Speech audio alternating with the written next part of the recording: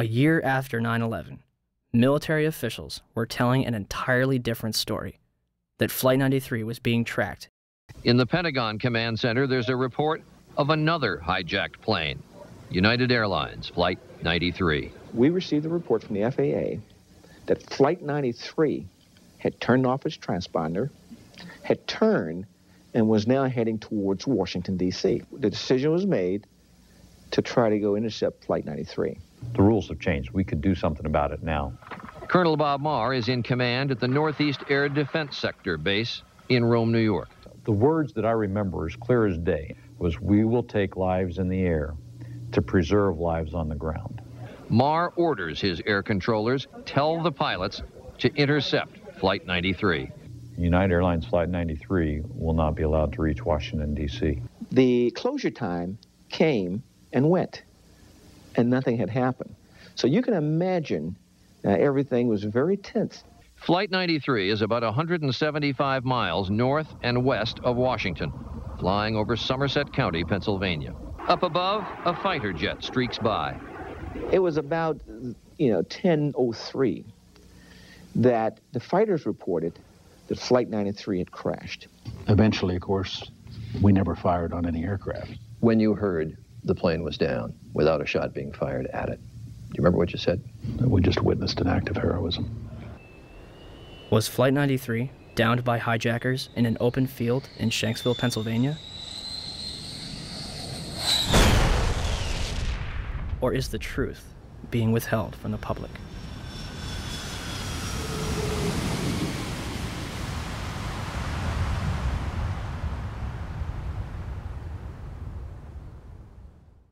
I want to tell you that we are getting word from New York right now that another building has collapsed. I understand that this is a 47-story building. It's building 7 of the World Trade Center, we understand, has collapsed in New York, and there you saw a video of it. Now, whether we don't even know whether this was something that was engineered for safety reasons or it just happened. For the third time today, it's reminiscent of those pictures we've all seen too much on television before, when a building was deliberately destroyed by well-placed dynamite to knock it down.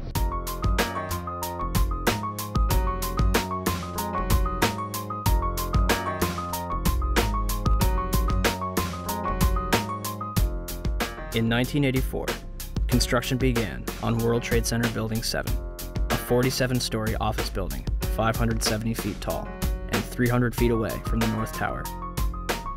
It opened to the public in 1987 and housed offices for Department of Defense, Securities and Exchange Commission, and the Internal Revenue Service. Building 7 was considered the Central Intelligence Agency's largest station outside of Washington, D.C., and was also the Secret Service's biggest field office. Numerous cases would be closed due to its destruction. On June 8, 1999, Mayor Rudolph Giuliani's Office of Emergency Management Command Center on the 23rd floor is opened. The command center on the 23rd floor is bulletproof and bomb-resistant, with its own air supply and generators. It's linked to city airports, the Coast Guard, and the Pentagon. Computers will soon have detailed blueprints of every major building in New York City, as well as evacuation routes. Hurricanes and heat waves would be handled here, as well as terrorist attacks. Though New York officials say their facility is not impenetrable, they're confident it could handle even the worst crisis imaginable.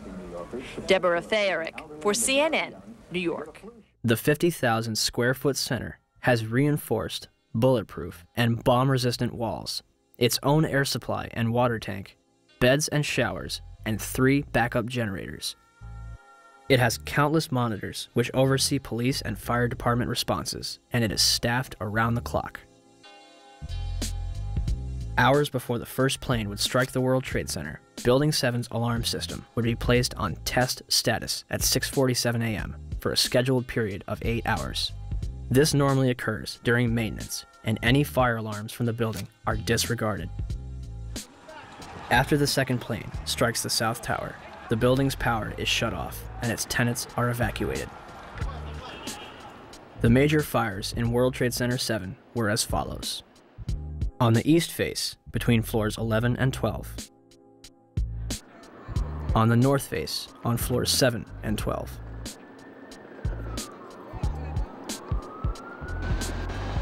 on the west face between floors 29 and 30. Smoke obscures the entire south face of the building.